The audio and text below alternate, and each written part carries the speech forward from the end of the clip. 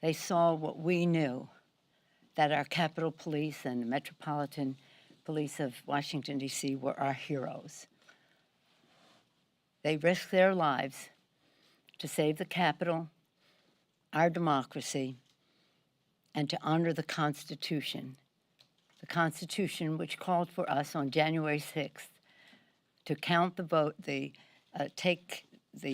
receive the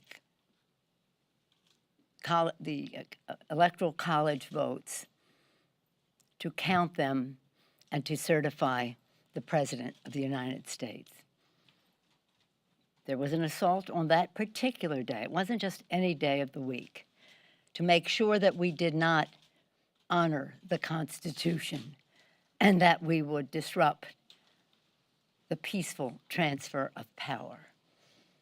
Those law enforcement officers were heroes. They risked their lives to honor the oath they take to uphold the Constitution. Their testimony was powerful. We thank these patriotisms for their heroism and the valor of that dark day, and we thank them for their courage to present their harrowing testimony of what happened that day. We have a duty to the Constitution and to the country to find the truth, to follow the facts where they take us, and to honor the trust that the American people have placed in us. We must ensure that the American people have confidence in the truth that emerges. We thank our heroes, more than just the four who testified, but the story they told. I have quoted President Lincoln many occasions, and I did most recently yesterday morning to the House Democratic Caucus. And this is what he said during the Civil War. We cannot escape history. We of this Congress and this administration will be remembered in spite of ourselves. No personal significance or insignificance can spare one or another of us. He then went on to say, Lincoln did, we bear the responsibility to find the truth and to ensure, again, this is my words now, this attempt to overthrow the government never happens again. This is called patriotism. It is about the Constitution. It is about the life and future of our American democracy. There is no room for politics or partisanship. I salute Chairman Thompson and the entire committee for the solemnity and patriotism they brought to the proceedings. I'm very proud of all of them, but all of us are most proud of the law enforcement officers who testified. As the Select Committee pursues the truth, the House continues to work for the people. Right now, we have the appropriations bills on the floor that meet the needs of America's working families. I'm always taking pride in the Appropriations Committee, being an appropriator for many years myself. It's a place where we always strive for bipartisanship. We always try to find common ground. The president said that help is on the way. Well, we can say with these bills that help is here, with the investments in jobs, opportunity, and again, working families. That is what unites us as Democrats, our commitment to America's working families, despite whatever differences we may have. And in this legislation, we're benefiting Americans' working families with investments in health, education, and financial security as we advance justice.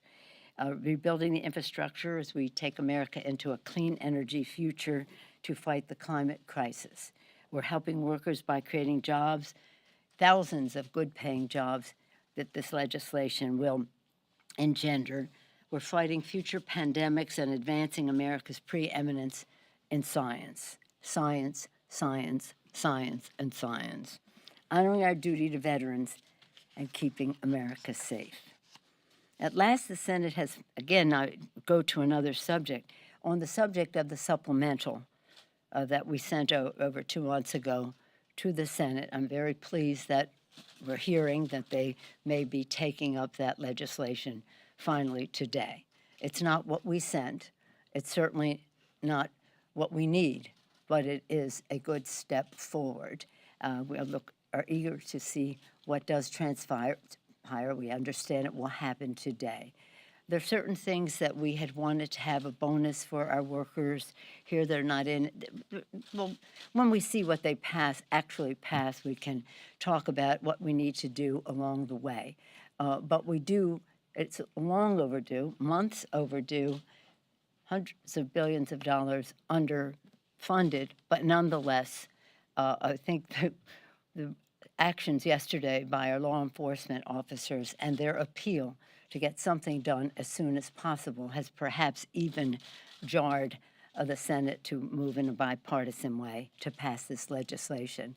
So we look forward to seeing what they do and hopefully taking up that legislation this week. It doesn't mean that we're finished, but it does mean that we can't wait another day until we strengthen our Capitol Police force, strengthen the Capitol, the actual physical Capitol, so as soon as we can come to a time when families and children can come and learn about the Congress, legislators can do their job, you all can do yours, covering it all, and we can return to some normalcy.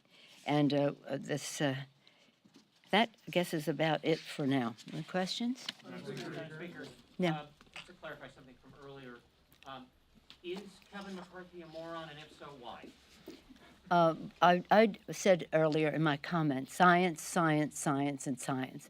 On almost every subject that you can name, science is the answer. Whether it's the climate crisis, whether it's a health crisis, whether it's our preeminence in the world in technology, science, science, science, science. To say that wearing a mask is not based on science, I think is not wise, and that was my comment. And that's all I'm going to say about that. Yes, sir. Yes, sir. On the January 6th committee, Yes, sir. what steps would you like to see them take next, and how soon should they take them? You're about to go on a 7-week recess. Well, the committee is its own functioning self. I made the appointments. We understood what our purpose was. We passed the legislation to establish it, but they will make their determination in terms of time, place, and circumstances, as we heard from the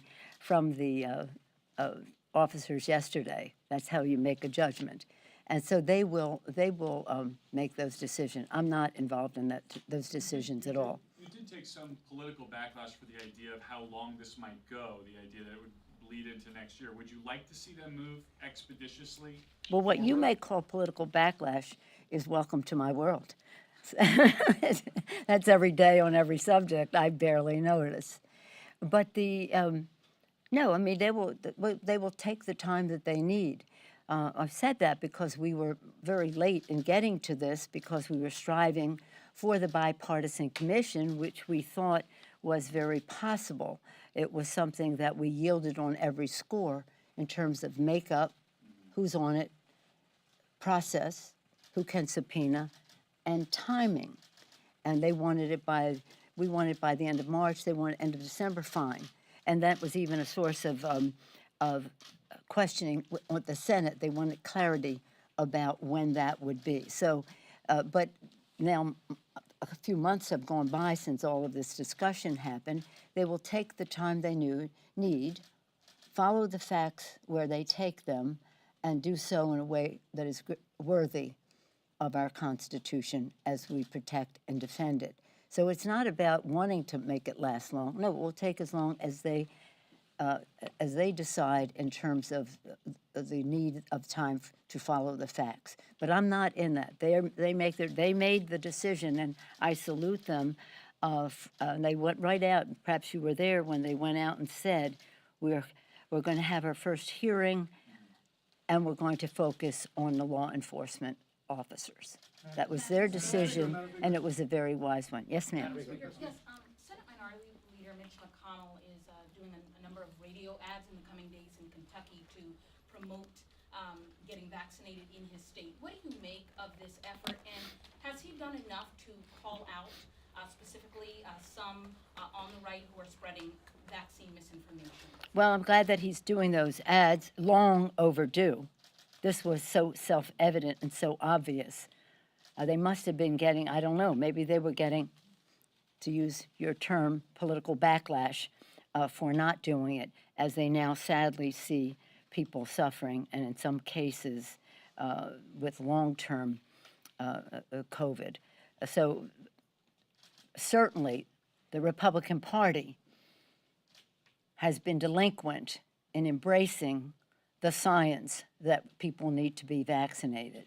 And that's why when we talk about the masking policy in the House following the guidance, we always just follow the guidance of the Capitol physician. There is no discussion about should we do it, should we not, for one reason or another. It's the decision of the Capitol physician who is following the guidance of the CDC about the mask. Well, the people have known for a long time that we need to do the vaccinations. I know a lot about viruses because I, for 30 years, have been working on the HIV and AIDS. My very first words on the floor of the House were about HIV and AIDS.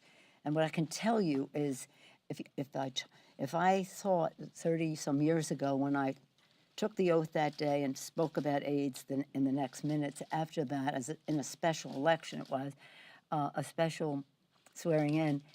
If I had thought then that we would not have a cure for AIDS 30 years some later, I would not have possibly believed that.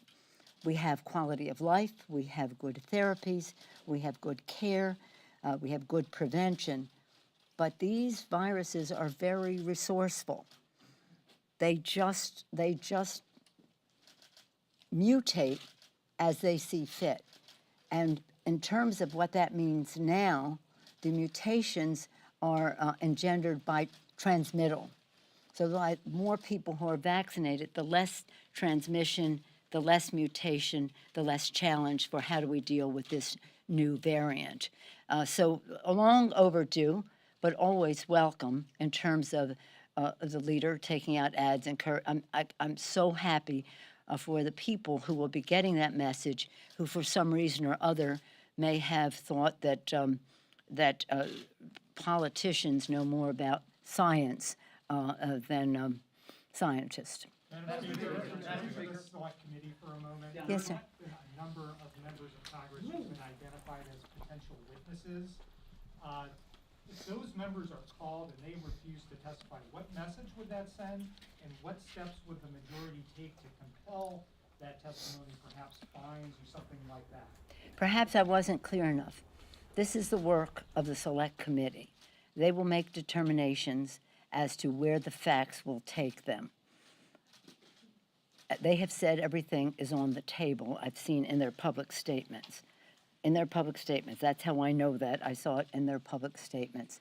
So I would not be a party to any of those decisions, so I could not tell you what they might decide should members not participate. Isn't this a matter of the full House, though, that members being called for a proceeding to testify, that they should observe those obligations?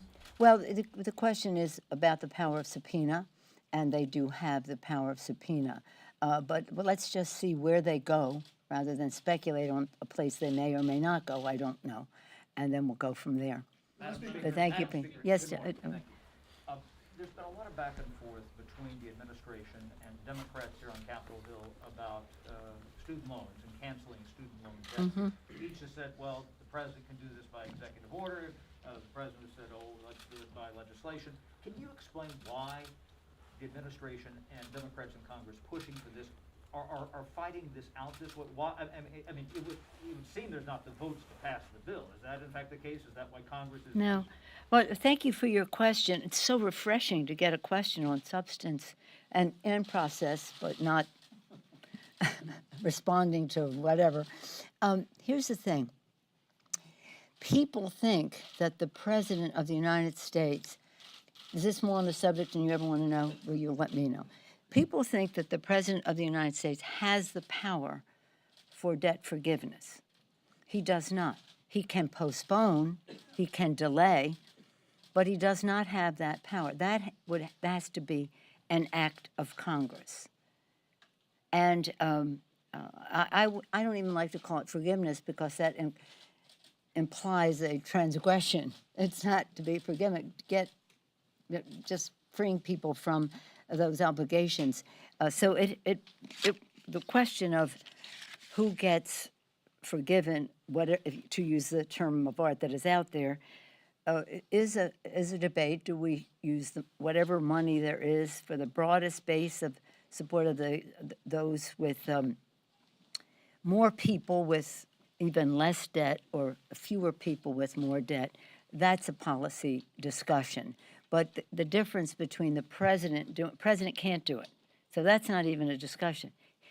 Not everybody realizes that, but the president can only postpone, delay, but not forgive. And that said, following up, what would be the parameter? And what would be fair to those who have incurred major debts, repaid them, or are still working to do so? Yeah. And then if, say, something were to go through, say, okay, this group had to pay and this group did Yeah, well, not. there you are. You've described it very well. I do think that what the president is putting forth in Build Back Better in terms of opportunity for all Americans, whether they go to college or not, that they may not even aspire to that, and that's fine. And that's fine, but we do want to give them vocational training or other opportunity so they can reach their fulfillment as well. So this is a broader discussion, but it is it's not one that we're going to solve right here and now. But that would be an attitude that people would have. But even take it on top of that, suppose your family was not, your child just decided they want to, at this time, not want to go to college, but you're paying taxes to forgive somebody else's obligations. You may not be happy about that. But you know what? We want all of our kids to reach their fulfillment. To the extent that they want to go to college, we do not want them to be prohibited from doing that for financial reasons. I've had high school students come in here and say with their grades, they're able to be accepted in the Ivy League here and there, but their family's economic situation does not enable that to happen because they have to stay close to home to work, to be part of the family situation. So what we'd like to do is have an economy that is fair, that gives opportunity, and does not hold anybody back because of financial reasons. And again, how some people may view the relieving people of this obligation has to be viewed in a fair way, where we have something that gives opportunity. That's the big word, opportunity, to all of America's families. Yes. On infrastructure, Yes, yes. There's talk in the Senate that there's a bipartisan deal Yeah. within reach with the White House. Would you commit to approving a bill unchanged, a Senate bill unchanged, assuming it passes the Senate, would it be unchanged in the House? No. You change it. No, I mean, the point is we have to see it. Have you seen it? I have not. No, we haven't seen it, so you're asking me to commit to something that none of us has seen. We are rooting for it. We're hoping for the best. That was good news just as we came in, that it broke, that they thought they were even closer. We've heard that before. But no, I mean, we very much want it to pass. Our chairman of our committee of jurisdiction is saying that we'd like to see it, and perhaps we may have to have some discussion about it. But I can't commit to passing something that I don't even know what it is yet, but I'm hoping for the best. But you still won't put that on the floor until reconciliation is passed the Senate? Yes, still. Madam Speaker. Thank you for your question. Madam Speaker. He's saying that was the last question, and when Drew says it's the last question. Should That's the what I have to Giants do. trade for Max Scherzer? What, dear? Should the Giants trade for Max Scherzer? Oh, here we They're really go. gonna be looking Here for we him. got sports. If you think I'm in a mood, I've been staying up all night watching the Olympics, the reruns, the this, the that. I just love watching it, and the drama of it all, too.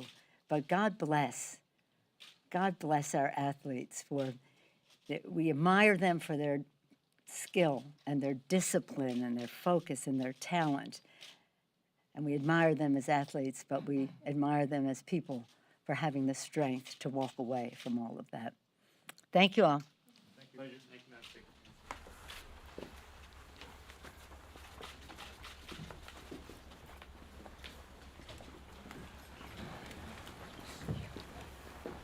Hey, sorry, I gotta arrive now.